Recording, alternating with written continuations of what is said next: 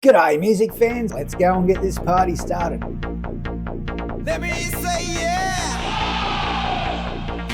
First, I'd like to give a quick shout out to UK presenter Barry Hall for personally giving me a shout out and mentioning my brand new single on his Sunday shout out show.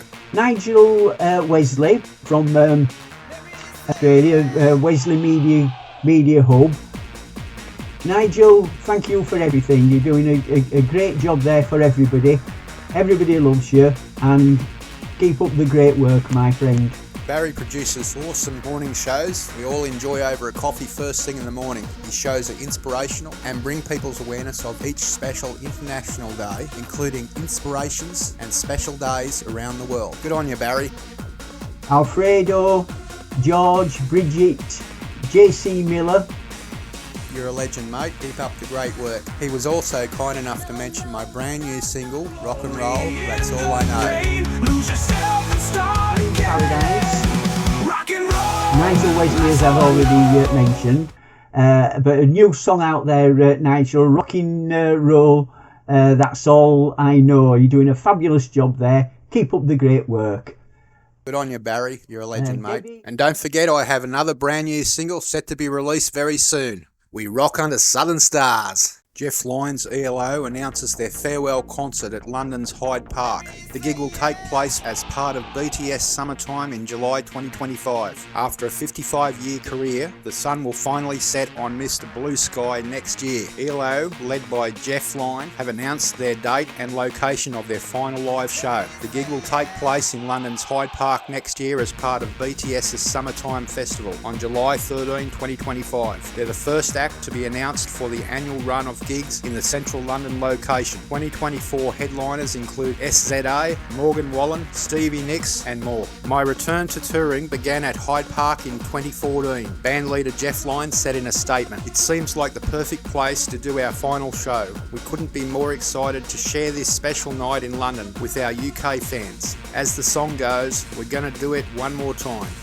Pink postpones next 4 concerts, citing reasons beyond my control. The singer's shows in Lincoln, Sioux Falls, Milwaukee and Des Moines are postponed. Pink has called off 4 upcoming concert dates on her Summer Carnival tour. Due to reasons beyond my control, we need to postpone our next 4 shows in Lincoln, Sioux Falls, Milwaukee and Des Moines, the pop star wrote in an Instagram post on Saturday. She did not elaborate on what the reasons were, but expressed remorse in having to make the announcement. Pink previously cancelled a tour on doctor's advice in July due to an unspecified health issue. Taylor Swift's Lullaby album From Rockabye Baby gets vinyl release. Yes, a new Rockabye Baby vinyl is here to lull little Swifties to sleep. The Rockabye Baby collection Lullaby Redemptions of Taylor Swift Volume 2, which was released digitally last month, is now available on vinyl to lull little Swifties to sleep. Lullaby Redemptions of Taylor Swift Volume 2 was released on Friday, giving record player lovers an excuse to buy one for the nursery.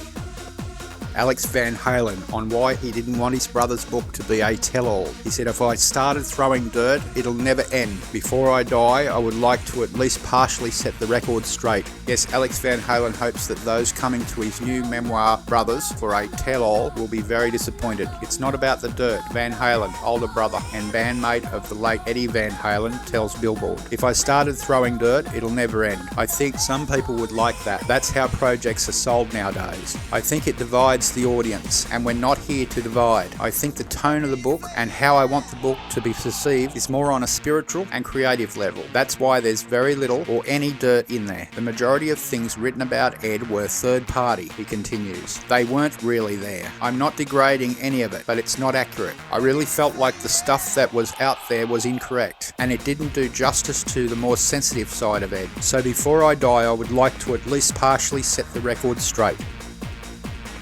Ariana Grande is disheartened after Elvira calls her out for a rude experience. In a viral video circulating on YouTube and TikTok from a recent event, the actress-born Cassandra Peterson said one of her worst celebrity encounters was with Grange after the singer and her family attended one of Elvira's shows. "I'll tell you briefly. She came and she bought 20 guests, so she wanted 2021 tickets," she recalled. "We're like, okay, and we give her the tickets. She comes backstage and she asks if I could take pictures with all her friends and relatives she brought. She continued, I take a picture with every single one of them. I sign autographs for every single one of them. Then I say to her, can we take a photo together? She goes, nah, I don't really do that.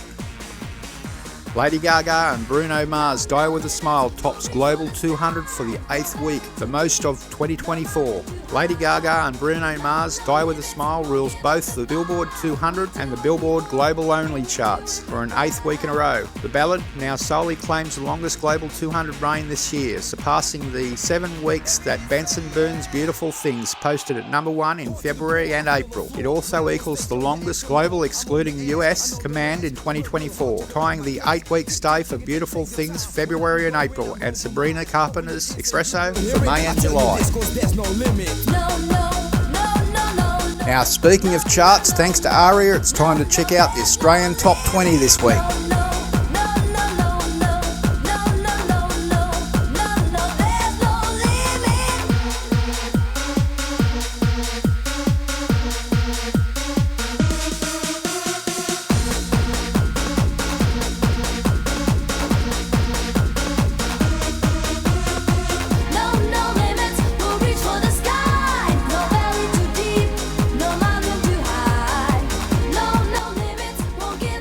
Now it's time to find out who's topping the US and UK charts this week.